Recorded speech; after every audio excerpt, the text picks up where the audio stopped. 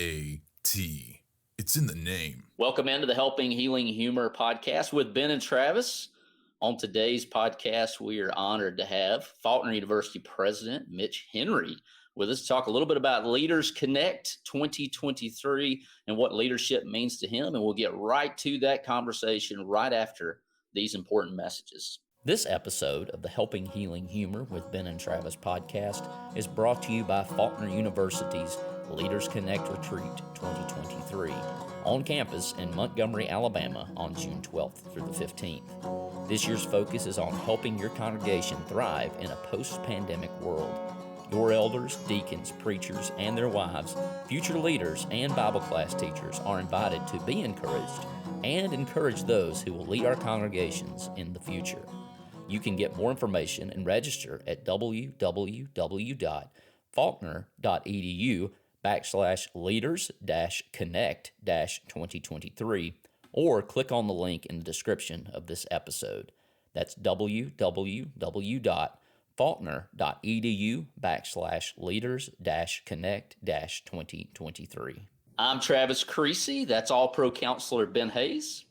What's happening? We are thankful that you are all here listening with us today on another Tuesday morning. So thanks for being here with us. How's it going, Travis? You feeling good today? I'm feeling good. We're in final exams. I am just wrapped up my 6th grade ancient civilization history exam, and I think they were feeling pretty good, probably because it's over. But running around like crazy, getting ready to go to Alaska a week from today, Ben. I know, that's crazy. I am excited about it. We're going to do one of our kind of seminars up there on mental health in Anchorage. And so I've never been to Alaska, but I'm looking forward to it. Looking forward to spending some time with you and Whitney, and my son Jackson's going to go with us. So it's going to be a fun time. Well, as we said in the opening, and as we promised, President Mitch Henry of Faulkner University is here with us today. Thank you, President Henry, for taking the time to be with us today. Well, thank you so much, Travis and Ben both. I appreciate what you do. Your show's tremendous, and I'm just thrilled to be sitting here and not taking an ancient history exam right now. The whole thing of 6th grade ancient history sounds difficult for them. It sounds difficult for you. So when I was in 6th grade, ancient history was not anywhere on my mind at all, anywhere. That's why that education over there at RCA is top notch. That's fantastic. It's impressive. We want more of your students there. We've got a few here with us. It's a blessing. Glad to have Riley Hall coming to play ball with us. Well, I know that you got your hands full with Riley, and we could spend a whole episode talking about that, but maybe next time for sure. We've had Roxy Wisham on with us, said he was phenomenal. He set the bar high. I'm sure that you're going to meet it, no problem. What I'm really hoping is that you will send Landry, who's in your background there, Travis, to see us someday. She is tremendous. She would be a great student. And by the way, we have made a connection with Alabama Service Dog group here. And so we're helping to, this next semester, God willing, helping to train some service dogs. So Landry would be a great addition to Faulkner's program. She would love that. Yeah. She's never met a person she didn't like, I don't think. So we have a dog named Luna that comes to Mars Hill every couple of weeks or so. Same kind of dog. And she just lays there and the kids waller all over. They love it. So that's a good thing. I'm glad you guys have that program. In fact, I think it might have been when Travis and I were down there at Faulkner that y'all had the dog. They were bringing it in. One of the times I've been down there over the last year, the dog was there and it looked like it was a hit. So the students were all over. Well, listen, we're grateful for, what you guys do, what Faulkner does for the kingdom of God. And I know a part of the mission and part of the focus is mentoring leaders. So from your experience, could you share with us some of the characteristics of good leadership as it pertains to the church and just in general? That's a wonderful question, and it's a question that is needed today more so than any other time. Coming out of this pandemic, there seems to be a cultural shift, and we need people to be courageous Christians. We need people to be courageous in their leadership. And so one of the things that we encourage here on campus is to remind students that they're resilient, that they've come through a pandemic, and their generation, more so than any others, I believe is prepared in ways that are unique to deal with some of the things that we're facing. One thing that we're facing is a culture shift with regard to the definition of gender. It is a critical issue, and if we don't face that as universities, if we don't own up to what God has called us to do, He created them what? Male and female. If we don't step up to the plate and be courageous in leadership in that regard, while we're being sensitive to folks that may have some issues or struggles in that area, then we're not doing what we're called to do. When it comes to leadership, what we look for is courage. We look for people that have some grit and resilience. And we also look for people that are willing to serve. Servant leadership is critical. We like to call it vocational ministry here at Faulkner. I mean, the two guys I'm looking at on this podcast, you know, and the people who watch your podcast know that you are vocational ministers. You've got a vocation, but you minister to people in what you do. You also minister by the way you do what you do. You're good at what you do. But in addition to that, you look for those opportunities to share the gospel, the good news about Jesus Christ, the risen Messiah. You look for opportunities to do that every day, and you've got an open door, and you allow people to come to you that have challenges that are open to helping their faith grow, and you take advantage of those opportunities and don't let those teachable moments pass. So you two guys, you're the epitome of leadership. Proud that you guys have been associated with Faulkner University, and it's a blessing to be here and spend a little time with you. And I've got to reach out to those Riverside kids, and whatever they've been telling you, I owe them some money for that, for sure. But my wife is the college career advisor at Riverside, and so she is, directly involved with Faulkner.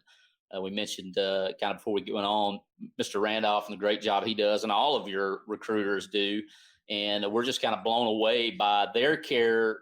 Yes, they're recruiting for Faulkner, but they really care about each of our students and being in the right place. And I've just noticed that. And, that's not everywhere, but y'all guys do a great job of that. But y'all seem to do such a good job of plugging the students in. You mentioned Riley. Every time he comes home, I think he's got a different scholarship for some other role that he's taken on. And you just have a tremendous opportunity. I know I've seen you guys post all the time on social media about what your students are doing. What are some things, and you've talked about this a little bit, that you guys do at Faulkner to make sure these kids get plugged in and get involved and have the opportunity to lead? That's a great question and great thought. And we try to be intentional about it. It starts with Bible. It starts with the Word of God. Every freshman that comes here and sophomore, they take Bible classes, and we're selective about who our Bible teachers are. We try to make sure we line up folks that are solid in their faith and that can help give some guidance and emphasize what we emphasize here on campus about being connected with your faith and being connected with service to others. So that's an important part of where it starts. We also have a class. It's a 1-hour class that all students take now. It's called Faulkner Foundations. And in that class, we talk about leadership. We make sure students understand what opportunities there are on campus to be involved in student government, to be involved in chorus, to be involved in supporting the athletic programs, to volunteer for service at chapel, to volunteer for service in our devoted 24/7 service days that we have. And we look for ways for students to connect with one another. We've got a great group of folks helping with our campus ministry and with our work with regard to student services, and they care about our students. We're selective on our faculty and staff. We try to hire people staff-wise who genuinely care about our students. There's other universities with bigger names, but you won't find a university with a bigger heart than Faulkner University. We care about our students. And I'm thrilled to be associated with staff that go the second mile, that look out for students and do what they can to encourage them every day. One example I can think is we've had some students that were very involved in athletic programs, and we've got social clubs here on our campus. And we've had one social club in particular this past semester that's been reaching out and inviting athletes to be a part of that club. And it's hard to do. It's hard to be an athlete on the one hand and be involved in a social club on the other. But this club's doing a great job with that. And I won't mention their name because I'll get in trouble with the other social clubs if I'm touting one more than the other. You know how that works. Yes, sir. But we try to be very intentional. One other thing that we started doing since I became president last June is involving local folks in our churches in helping to mentor and spend time with college students. And what we do there is we feed them. We try to be selective and choose folks that are retired or choose folks that know how to cook to invite our students in for those home cooked meals after church on Sundays. And we are excited about what's been happening there. We've actually paired in as a pilot program last year in our freshman Bible classes. We paired couples. Some couples were husband and wife that worked here on campus, but others were just local folks from local churches with students, and gave them a Bible assignment. They had to ask the students had to ask the couple, how did you develop your faith? And what was that journey like? And we had some great feedback from that. Some students got to be really close with these mentors, these couples, and these couples got to be close to our students. So we're expanding that this coming fall. And so we're excited about opportunities to get connected with not just students on campus, but with our faculty, staff, and our local churches. Another thing we do is we bring local campus ministers on campus, and they're deeply involved in chapel, presenting chapel services. They're leading singing in chapel. We're trying to make sure that there's opportunities for them to be connected. And then, sometimes, guys, it's tough. It is tough being a student on campus. And sometimes we have some students that need some extra encouragement through mental health counseling. You mentioned Roxy Wisham earlier. Roxy is a rock star counselor, and he also looks just like Santa Claus. Yeah. Now, yeah. And in fact, this year he was Bass Pro Shop's #1 rated Santa Claus in Prattville, Alabama. Wow. Yes. That's so awesome. In addition to being Santa Claus, he is a great guy to connect with. We've got additional other counselors. We've added several counselors this year through a grant that we received. And so we're serious about helping students be connected spiritually. We're serious about them being connected with regard to leadership on campus. And then we're serious about students being connected for mental health services and other attention and assistance, whether that's through mental health or through academic counseling. We want every student to be successful because every student matters every day here at Faulkner. Well, what you were saying about the connecting to the adults, I think that's huge. Those mentorship programs like that, where you can pair up, young people with the older and let the older people teach them some of those life lessons you don't always get in school, and just the relationship. I love the new push.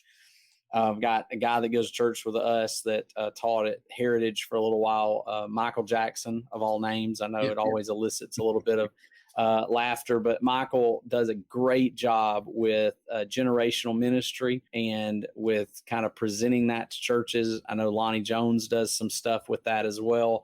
And just that thing of not being these separate groups, but learning that even we're one church, even with the different generations, and learning how to connect with each other. And I think, our time where we went to school, where I went at Freed, the people who were over our social clubs, the adults that were kind of over it, you got to be close to them. And even now, you just have that special bond and relationship with those people. So I think that's huge. We know that you guys do a lot. We've already talked about a lot of things that are going on, but we know that you guys have some campus events that are coming up in the summer and in the fall. You has been underneath us this whole time. If you're watching online, the Leaders Connect Retreat, June the 12th through the 15th at Faulkner. And then you have your lectureship that you guys have been having October the 22nd through the 28th. So we're just going to see if you could fill in some details. Tell us kind of what you're most excited for about these events that are coming up. You bet. Let's start with Leaders Connect. So here you go. There you go. Would love for you guys and your churches to send us your ministers, your elders, your deacons, and your Bible class teachers to this retreat. You may want to come just for the economic benefit of being here. For $125, you get 3 nights lodging on campus and 9 meals. This event is heavily subsidized by Faulkner University and through some generous donations from the Nashville Church of Christ and many other churches. And it is an amazing event. I attended it last year for the first time. And this year's theme is connecting and being practical and relevant. And what you're going to experience when you come is not just great ministers who are giving important lessons on our theme, but you'll also experience attorneys and licensed counselors who are going to give these church leaders a special measure of practical advice and information related to current church issues. So, for example, Melvin Otey, who is one of our top-rated law school professors at Jones Law School, which is Faulkner's ABA accredited law school, Melvin Otey will give a seminar on legal issues that pertain to the church. It'll be a broad survey, issues, everything related to potential lawsuits, to training staff, to avoid issues regarding abuse, avoiding defamation. It is a must go to, must attend portion of the Leaders Connect retreat. Another attorney who's going to be speaking to us is John Kraft. John Kraft runs our elder law clinic at our law school. And so locally, elderly people can come to our law school, and our students work with John Kraft, who's a licensed attorney, to get their own last wills and testaments, durable powers of attorney, and living wills. And all those documents are needed. And let me just say a little footnote. I practiced law for 29 years myself before I became a college president. I'm not an academic guy, so I try to be very practical and relevant. You elders and deacons and ministers who are listening out there, if you've got elderly folk in your congregation, actually, if you've got people in your congregation who are married with children, or they're older and elderly, and if they don't have a last will and testament, then you're not doing as good a job as you need to be doing providing shepherding care for your flock. Good point. Because every person who's married with children, every person who is elderly needs to have these important documents. It's just good stewardship of God's creation and what we've been blessed with. Because if you don't have those things, well, you run into some problems and issues. So John Kraft is going to talk about legacy giving. He's going to talk about these needed items and give some hints to ministers and as well as elders and deacons on how they can encourage their congregation to be prepared for the one event in this life that we're all going to face, and that's our death. Yeah. So that's just a couple of examples. One other attorney that we're going to have is Matt Clark. Matt is a constitutional scholar and a devout believer. He's going to be speaking about LGBTQ plus and all the other prefix issues as it relates to churches. So what does a church do if they're approached by a homosexual couple that wants to use the church building for an event and they have some connection with the church? What should a church do if they have a minister that attempts to change gender, or what is the appropriate way to deal with that? In addition to that, we've got Steve Wages, who's a licensed counselor. Steve runs our Cloverdale Center for Youth and Family Ministry. And Steve will be talking about and giving practical advice to ministers, elders, and deacons. What do you do when you have a young person in your youth ministry or college ministry who indicates that they're struggling with homosexuality, or indicates that they want to make a transition with regard to gender? This is practical nuts and bolts advice that every church leader needs to be aware of in this present time. So I'm excited about that. It starts on Monday, June the 12th, with a dinner that night. I'll be speaking that night, and it runs through lunchtime on Thursday, June the 15th. We've got some great folks that are going to be involved in it. We've got, of course, we've got our own David Hester, who's an amazing teacher, trains our guys and girls to be able to teach the Bible. Mark Posey is going to come from Winfield Church of Christ. We'll be talking about post-pandemic issues when it comes to preaching. He'll give 2 lessons regarding that. We've got Roy Johnson that'll be giving an update regarding Last of Leaders. Sam Long is going to be talking about building a contagious church. So coming out of the pandemic, how do we use the desire and that longing to be spiritually connected? How do we get back together? We've got John Kackelman, who's going to be talking about capitalizing on live streaming and the nuts and bolts to maximizing church technology. So it's going to be a great, great seminar. I've left off a number of people. But a lot of hands-on stuff. Absolutely. A lot of churches that are questioning some of those things and wondering about some of those things and how do we deal with this stuff. And so there's a lot of practical things that are going to be talked about, not just preaching, but about ministry and about church work. I think that's a great event. And your lectureship, I assume, will have a lot of the similar type things that you'll do then again in October, but probably a little bit more into the ministry side of things too. I'm glad you mentioned the lectureship, Ben. I appreciate that. Let me say this. Faulkner has not had a lectureship for the last 4 or 5 years. Okay. We just haven't. And one of the things that I was committed to doing, and I shared with the board when I was being interviewed about this job last year, this lectureship is important, and we need more than ever during the times that we live in. We need the opportunity for fellowship together, but we also need the opportunity for specific training in the gospel and how we're going to connect with this generation now, and how we're going to deal with the issues that are coming up nationally and globally. And they're serious issues. But beyond that, I'm sensing that there's a spiritual awakening happening, that there's a longing for spiritual connection as we get out of this pandemic now, more so than I've ever seen. I'm seeing it on our campus. We've got students getting baptized. You've seen it in the media amongst some other churches and some other college campuses that are religious in nature.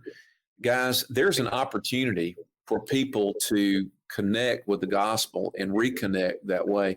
And that's the theme of our lectureship, which is October the 22nd through the 26th. Reconnect. And our theme is, how do we go about connecting with the gospel of Jesus Christ? A couple of highlights from that. We've got some amazing keynote speakers coming from all over the place. We'll have some fellows whose name are Jenkins with us. We'll have some folks named Gray, just some excellent folks that'll be here with us. In addition to great speakers, we're going to have a good old-fashioned, solid debate between an atheist and a Christian. Wow. I don't know the last time I've seen one at one of our campuses. Maybe they've happened. I just haven't known about it. But Kyle Butt with Apologetics Press is going to debate Michael Shermer, who is a nationally known agnostic. And that will happen on Wednesday, October the 25th. We're dismissing our classes. We're going to take the full chapel time and dismiss classes. We want our students to be here and be a part of that debate and experience that. There is a second debate that we're working on either for this year on Thursday or for next fall, 2024. And that will be a debate between attorneys on the issue of whether or not the Supreme Court should revisit the Obergefell case, which legalized and mandated same-sex marriages. And, we've overturned Roe v. Wade with the current court that we have. We hope that debate will be moderated by an Alabama Supreme Court justice who we've communicated with to be our moderator. So that should be another wonderful debate. If that happens this year, it'll happen on Thursday. If it happens next year, it'll be the keynote debate on Wednesday of our lectureship then. But we're so excited about that. We hope that your whole congregations will come and be a part of that experience. That's awesome. Sounds like some great events. Wow, some great things and happening at Faulkner, as there's always something going on down there. Y'all keep it busy, and probably a good thing with all those college students running around. You want to keep them busy, but especially the ones that I know that are down there. As per tradition on this podcast, we like to end with a fun question. I think all the questions are fun, but one that kind of reveals your personality. What is your jam in the car? So if you're driving to one of these events that I'm sure you speak and go around and meet a lot of people, and that song comes on, it doesn't matter who's in the car with you. You're probably going to sing. You might even play air guitar or air drums or whatever, safely, of course. Maybe roll down the windows. What is that song or songs? You can feel free to share a couple. I know it's sometimes hard to knock it down, or maybe there's just an artist that maybe kind of get you going. Well, I'm kind of partial to ancient Baroque music. No, I'm just kidding. All right. Well, it's not Baroque. Don't fix it. I mean, But what I really love listening to is I'm a classic country kind of guy. George Strait, Amarillo by Morning. I'm a cowboy, got cattle, Angus cattle. My son Mitchell is more of a cowboy than me. He actually has a horse that survived. But I love classic country music, and that's what I sang growing up on the tractor. It's what I still sing if I'm in the tractor, out bush hogging somewhere. I love classic country. When I was in college, I was walking through the jungle in Jamaica, and I was by myself. My partner had turned her ankle, and so we were going door to door, but I was going door to door by myself. And I'm in this really, really just backwoods area. And all of a sudden I hear the violin part of Amarillo by Morning. Oh, wow. And I'm kind of like, Pepe Le Pew and the Looney Tunes cartoons when he smells the thing that he wants to get to, or Bugs Bunny, if he smells a carrot, the aroma of a cooking carrot, he'll just float and follow. That was me. I was gonna find Amarillo by Morning, and I walk up to this shack, and it had a dirt floor, but this lady had a CD player, and she was playing George Strait. I'm homesick. I'm lonely. I'm a country boy from South Alabama. where in the world did you get George Strait, and why are you playing it in the jungle of Jamaica? And she said, let me quote the way she said. She said, "This is the best music in the world." Amen. She said, "I've been listening to that reggae stuff all my life." She said, "This is the best." She said that's all she listens to now. So go figure. I love a lot of the names you listed. Like you said, you're going to leave somebody off for sure. And I was looking at the brochure, and I saw that Billy Lambert is going to be on one of your panels. And Billy Lambert, one of our good friends, Ray Reynolds, does a tremendous job to get to know your Bible. I know it's in video, but they also put out the podcast, which of course we encourage anybody to check them out. But you got some awesome folks coming to campus, and this wasn't on the script, but I hear there's a former All-Pro, future Hall of Fame quarterback that's going to be hanging out with y'all a little bit in the near future, and that'd be Drew Brees. And I told my wife Drew Brees was going to be your fundraising speaker. And she was like, "Now we may have to look into that." She's a big fan, and I like Drew Brees. I think it'd be hard not to like Drew. Yeah, absolutely. Somebody said, "Why do y'all want to have a football player down there? The ladies aren't going to like it." I said, "You don't understand. We're probably going to have more ladies in our audience this year than men." Yes. I mean, what a guy.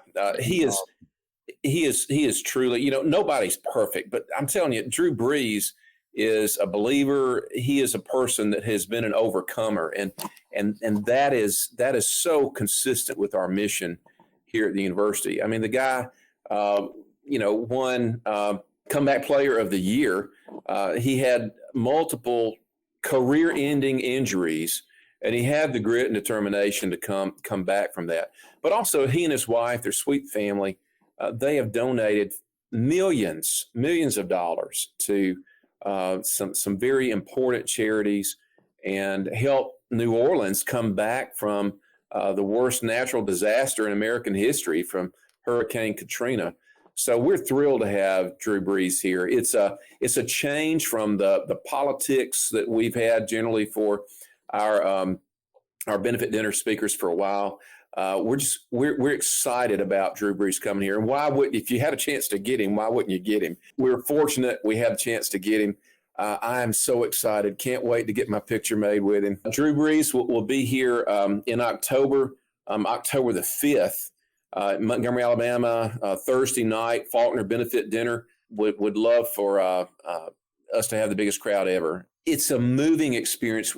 We got great folks. Billy Kemp, Wayne Baker, our advancement team, Pat Gregory, they do a wonderful job helping us choose themes. And over the last few years, the theme that we pick often is as big of a draw and as big of a moment as the benefit dinner speakers that we have. And we've had former presidents. We have the Prime Minister of England. We're serious about having entertaining, wonderful speakers. But I'm telling you guys, the theme for the past several years, it stole the show and sometimes upstaged our speakers a little bit. So we're excited about October 5th. We hope you guys can come. Thank you so much for taking time to be with us and organizing and heading up a lot of these events. And I know you've got a lot of support staff. You mentioned some of them that make that happen. And so thank you to them as well. But thank you for being with us. You bet, guys. It's been a real pleasure. You guys rock. Travis, Ben, God bless you for what you do. And thank you so much for the opportunity for me to be on here today. Thank you for being on with us. We appreciate you being here. Appreciate all of our listeners. And we ask them to do themselves a favor and click all of these links to the bio, especially for the Leaders Connect, and join President Henry June the 12th through the 15th. Join him for the dinner on October the 5th, and join him as well on October the 22nd through the 28th for the lectureship. I know those will all be really great events for them. And do us a favor by hitting the subscribe button and leave us a 5-star review and rate. And we really appreciate everybody who is out there listening to us. Thanks for being with us. Thank you, guys. Soar Eagles. Thanks for being with us for this episode of the Helping Healing Humor podcast. Be sure to download our free ebook, 28 Days of Focused Living, at benandtravis.com and receive all of our Helping Healing and Humor extra content directly in your inbox. We look forward to having you join us at the same Ben and Travis time, same Ben and Travis channel.